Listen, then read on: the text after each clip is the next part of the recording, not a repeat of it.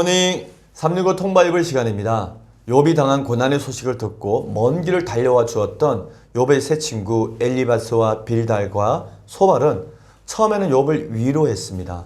그러나 세 친구들은 모두 욥의 고통에 대해서 인과율적인 해석으로 욥에게 죄가 있기 때문에 그러한 고통을 당하는 것이라며 욥의 해결을 촉구합니다.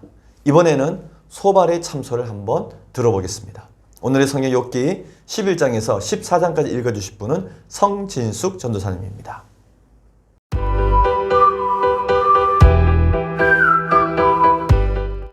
제133일 욥기 11장. 나아마 사람 소발이 대답하여 이르되 말이 많으니 어찌 대답이 없으랴. 말이 많은 사람이 어찌 어렵다 함을 없겠느냐. 내 자랑하는 말이 어떻게 사람으로 잠잠하게 하겠으며 내가 비웃으면 어찌 너를 부끄럽게 할 사람이 없겠느냐. 내 말에 의하면 내 돈은 정결하고 나는 주께서 보시기에 깨끗하다 하는구나. 하나님의 말씀을 내시며 너를 향하여 입을 여시고 지혜의 오묘함으로 내게 보이시기를 원하노니 이는 그의 지식이 광대하심이라. 하나님께서 너로 하여금 너의 죄를 잊게 하여 주셨음을 알라. 내가 하나님의 오묘함을 어찌 능히 청량하며 전능자를 어찌 능히 완전히 알겠느냐. 하늘보다 높으시니 내가 무엇을 하겠으며 서울보다 깊으시니 내가 어찌 알겠느냐. 그의 크심은 땅보다 길고 바다보다 넓으니라. 하나님이 두루 다니시며 사람을 잡아 가두시고 재판을 여시며 누가 능히 막을 쏘냐. 하나님은 허망한 사람을 아시나니 악한 일은 상관하지 아니하는 듯하나 다 보시느니라. 허망한 사람은 지각이 없나니 그의 출생함이 들나귀 새끼 같으니라. 만일 내가 마음을 바로 정하고 주를 향하여 손을 들 때에 내 손에 죄악이 있거든 멀리 버리라. 불의가 내 장막에 있지 못하게 하라. 그리하면 내가 반드시 험없는 얼굴을 들게 되고 굳게 서서 두려움이 없으리니 곧 내 환난을 잊을 것이라. 내가 기억할지라도 물이 흘러감 같을 것이며 내 생명의 날이 대낮보다 밝으리니 어둠이 있다 할지라도 아침과 같이 될 것이요 내가 희망이 있으므로 안전하게 할 것이며 두루 살펴보고 평안히 쉬리라. 내가 누워도 두렵게 할 자가 없겠고 많은 사람이 내게 은혜를 구하리라. 그러나 악한 자들은 눈이 어두워서 도망할 곳을 찾지 못하리니 그들의 희망은 숨을 거두는 것이니라. 욥기 12장. 욥이 대답하여 이르되 너희만 참으로 백성이로구나. 너희가 죽으면 지혜도 죽겠구나. 나도 너희같이 생각이 있어 너희만 못하지 아니하니 그 같은 일을 누가 알지 못하겠느냐. 하나님께 불러 아뢰어 들으심을 입은 내가 이웃에게 웃음거리가 되었으니 의롭고 온전한 자가 조롱거리가 되었구나. 평안한 자의 마음은 재앙을 멸시하나 재앙이 실족하는 자를 기다리는구나. 강도의 장막은 형통하고 하나님을 진노하게 하는 자는 평안하니 하나님이 그의 손에 후히 주심이니라. 이제 모든 짐승에게 물어보라. 그것들이 내게 가르치리라. 공중의 새에게 물어보라. 그것들이 또한 내게 말하리라. 땅에게 말하라. 내가 가르치리라. 바다의 고기도 내게 설명하리라. 이것들 중에 어느 것이 여호와의 손이 이를 행하신 줄을 알지 못하랴. 모든 생물의 생명과 모든 사람의 육신의 목숨이 다 그의 손에 있느니라. 입이 음식의 맛을 구별함같이 귀가 말을 분간하지 아니하느냐. 늙은 자에게는 지혜가 있고 장수하는 자에게는 명철이 있느니라. 지혜와 권능이 하나님께 있고 계략과 명철도 그에게 속하였나니 그가 흐르신즉 다시 세울 수 없고 사람을 가두신즉 놓아주지 못하느니라. 그가 물을 막으신즉 곧 마르고 물을 보내신즉 곧 땅을 뒤집나니 능력과 지혜가 그에게 있고 속은 자가 속이는 자가 다 그에게 속하였으므로 모사를 벌거벗겨 끌어 가시며 재판장을 어리석은 자가 되게 하시며 왕들이 맨 것을 풀어 그들의 허리를 동이시며 제사장들을 벌거벗겨 끌어 가시고 권력이 있는 자를 넘어뜨리시며 충성된 사람들의 말을 물리치시며 늙은 자들의 판단을 빼앗으시며 귀인들에게 멸시를 쏟으시며 강한 자의 띠를 푸시며 어두운 가운데에서 은밀한 것을 드러내시며 죽음의 그늘을 광명한 대로 나오게 하시며 민족들을 크지게도 하시고 다시 멸하게도 하시며 민족들을 널리 퍼지게도 하시고 다시 끌려가게도 하시며 만민의 우두머리들의 총명을 빼앗으시고 그들을 길없는 거친 들에서 방황하게 하시며 빛없이 캄캄한 데를 더듬게 하시며 취한 사람같이 비틀거리게 하시느니라. 욥기 13장.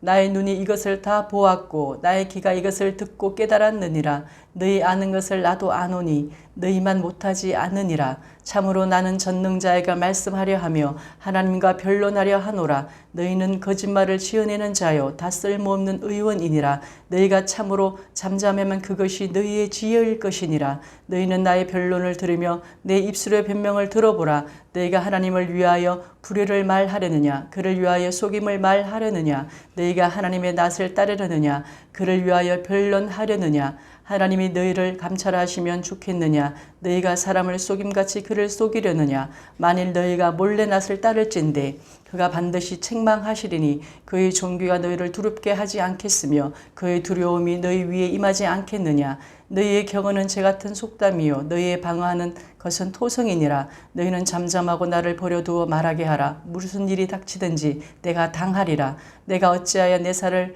내 이로 물고 내 생명을 내 손에 두겠느냐. 그가 나를 죽이시리니 내가 희망이 없노라. 그러나 그의 앞에서 내 행위를 아뢰리라. 경건하지 않는 자는 그 앞에 이르지 못하나니 이것이 나의 구원이 되리라. 너희들은 내 말을 분명히 들으라. 내가 너희 귀에 알려줄 것이 있느니라. 보라 내가 내 사정을 진술하였거니와 내가 정의롭다 함을 얻을 줄 아노라.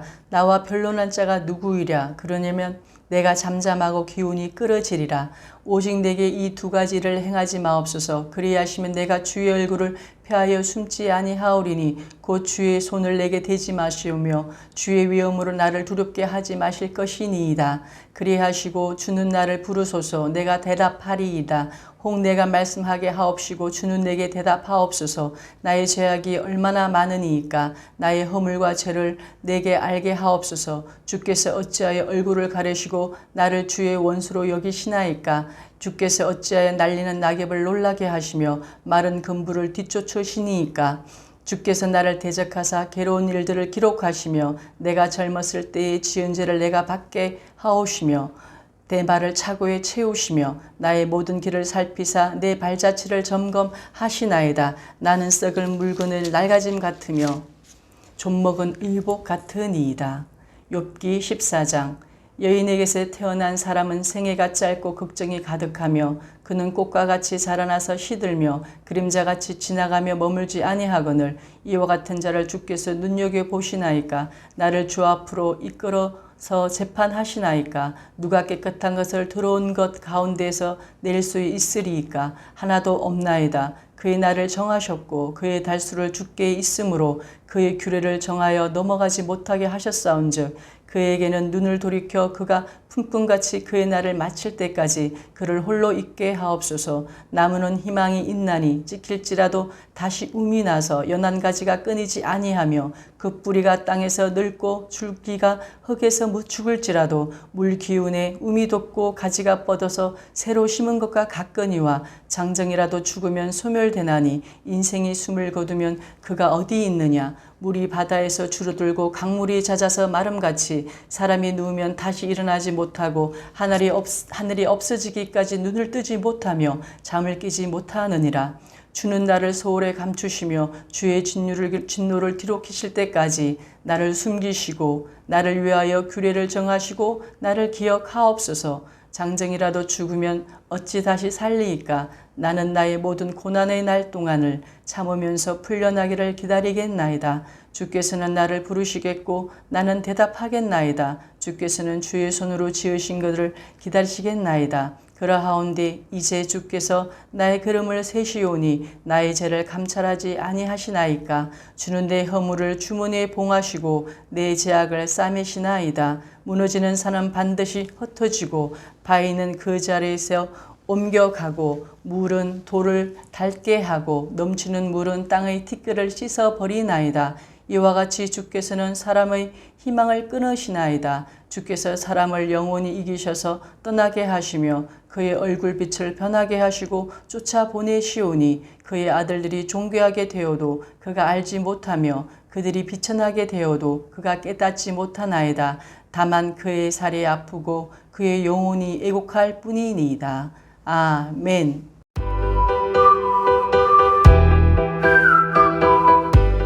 오늘 읽은 본문의 말씀을 4가지 포인트로 정리해 보겠습니다. 첫 번째 포인트, 소발은 욥의 탄식까지도 불의하다고 정죄합니다. 욥의 탄식은 소발의 감정을 자극하였고 소발은 욥의 탄식까지도 불의하다고 정죄하면서 욥을 질책합니다. 욥이 당하는 고통은 욥이 미처 다 기억하지 못하는 죄 때문이라고 소발은 주장을 합니다. 욥을 향한 소발이 구체적인 정죄의 내용은 다음과 같습니다. 첫째, 소발은 욥이 말이 많은 사람이라고 정죄합니다. 두 번째, 욥이 교만하고 자랑을 일삼는 사람이라고 정죄합니다. 세 번째, 욥이 다른 사람을 비웃는 오만한 사람이라고 정죄합니다. 네 번째, 소발은 욥이 스스로 정결하고 의로운 척한다고 정죄했습니다. 욥과 욥의 친구들까지 헛된 논쟁 속에서 불신만 가중되고 있습니다. 욥은 친구들에게 위로와 이해를 받고 싶어 했지만 친구들은 욥을 위로하기는커녕 고통 가운데 있는 욥을 오히려 정죄했던 것입니다. 두 번째 포인트, 소발은 욥에게 회개하고 복을 받으라고 말함으로써 더 큰 상처를 욥에게 줍니다. 소발은 하나님께서 내리신 벌이 실제 욥이 저지른 죄보다 가벼운 것이라고 말하며 모든 것을 보고 계신 하나님께 회개하면 하나님께서 환난을 거두어 주실 것이라고 주장을 합니다. 그리고 소발은 욥이 이렇게 고난당하는 이유는 그가 지은 죄악 때문이라고 단언하여 말합니다. 욥이 처한 처참한 상황을 증거 삼아서 주장을 펴가기 때문에 욥은 꼼짝없이 죄인으로 전락할 수밖에 없는 그런 상황에 몰렸습니다. 소발은 욥이 고통 중에 내뱉는 신음 섞인 말들이 꼬투리를 하나하나 다 잡아서 욥을 정죄했습니다. 또한 소발은 계속해서 욥에게 반드시 회개하여 복을 받으라고 말합니다. 이러한 소발의 말은 참으로 교만하기 이를 데 없는 말입니다. 한번 들어보십시오. 여기 11장 13절에서 14절 말씀입니다. 만일 내가 마음을 바로 정하고 주를 향하여 손을 들 때 내 손에 제약이 있거든 멀리 버리라. 불의가 내 장막에 있지 못하게 하라. 곧 내 환난을 잊을 것이라. 내가 기억할지라도 물이 흘러감 같을 것이며 내 생명의 날이 대낮보다 밝으리니 어둠이 있다 할지라도 아침과 같을 것이요. 소발은 욥에게 회개하고 마음을 바르게 하여 하나님께 돌아오라고 말합니다. 그러면 마음이 편안해지고 두려움이 없어질 것이라고 말합니다. 그런데 만일 욥이 당하는 고통의 해답이 그렇게 간단하다면 의인 욥은 지금 당장이라도 그 고통에서 벗어날 수 있었을 것입니다. 누군가의 아픔은 소발처럼 그렇게 지식으로 이해하고 분석할 수 있는 것이 아닙니다.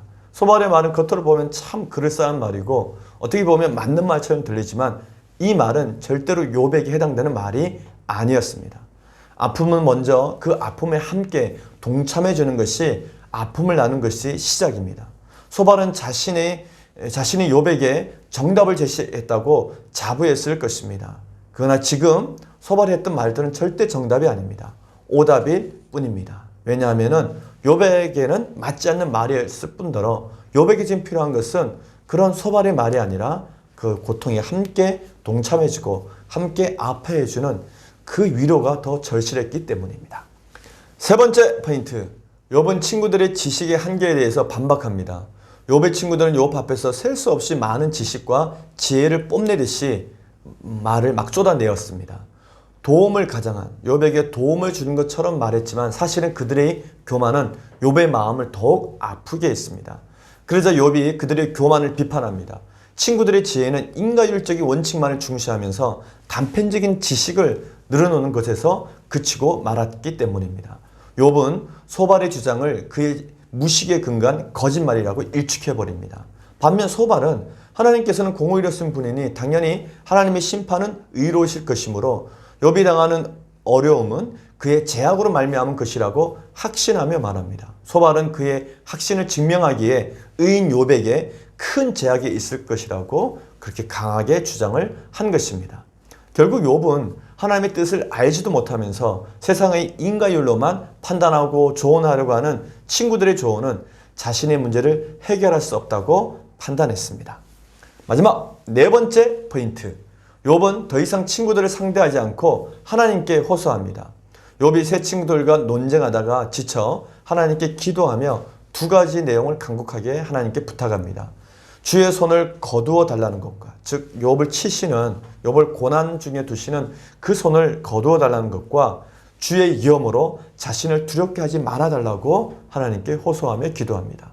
어느 날 갑자기 깊은 고난 속에 던져진 이후 그 고통에서 벗어나지 못하고 오랜 시간을 보내게 되자 욥에게 하나님은 용서의 하나님이 아니라 심판의 하나님으로 느껴질 수밖에 없었을 것입니다. 그래서 하나님은 두려움의 대상이 되어버린 것입니다. 그러면서도 욥은 자신에게 임하는 고통의 원인이 무엇인지 알고 싶어 간절히 기도합니다. 이유를 알지 못하고 겪는 지금의 고난은 세상 어떤 사람이라도 정말 감당하기 힘든 일이었을 것입니다. 욥기에 많은 분량을 차지하고 있는 욥의 기도는 자신에게 닥친 이유 없는 고통에 대해서 침묵하시는 하나님께 자신의 고통을 부르짖는 소리입니다. 그러나 하나님은 여전히 신실하신 분이십니다. 언제나 사랑의 마음으로 욥의 고통을 함께 가슴으로 아파하고 계신 분이 하나님이기 때문에 그렇습니다. 오늘 우리는 욥기 11장에서부터 14장까지 읽었습니다. 인생의 깊은 어둠 속에서 곤고한 날을 보내는 욥은 그 육신은 썩어 들어가 사망의 골짜기를 향하여 걸어가고 있지만 그의 영혼만은 여전히 하나님을 향하고 있는 것을 봅니다. 욥은 하나님이 어떤 분인지 알기에 끝없는 고통과 고독 그리고 육체의 고통을 참고 견딜 수가 있었습니다. 욥의 고백은 여전히 그의 영혼이 하나님을 바라보고 있으며 하나님께 영원한 삶의 소망을 기대하고 있음을 잘 보여주고 있습니다. 욥은 고통 중에서도 하나님과의 관계가 끊어지지 않으리라고 하는 믿음을 굳게 붙듭니다. 이것이 욥이 의인으로 평가받는 이유입니다. 우리도 많은 고통과 고난 또 하나님의 침묵의 시간에 있을 때 끝까지 우리 고통을 외면하지 않으시고 또 나를 버리지 않으시고 나를 도우시고 나를 새롭게 하시는 그 하나님을 믿는 믿음으로 승리하는 하루가 되시기를 바랍니다. 화이팅!